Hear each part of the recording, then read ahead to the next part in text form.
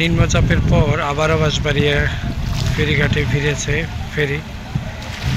সন্দ্বীপ থেকে এইমাত্র এসে পৌঁছেছে ফেরি কপোতাক্ষ।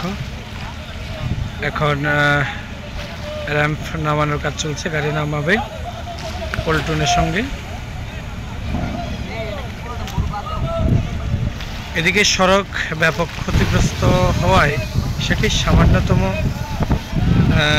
সংস্কার করা, অর্থাৎ একটা জেটির একটা ঘাটের যানবাহন চলাচল করার উপযোগী করে তোলা হয়েছে, ফলে সেটি দিয়ে এখন যানবাহন চলাচল করতে পারছে।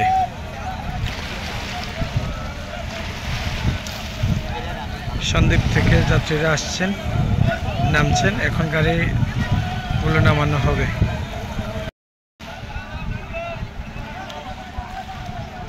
যাত্রীরা আগে নেমে যাচ্ছে।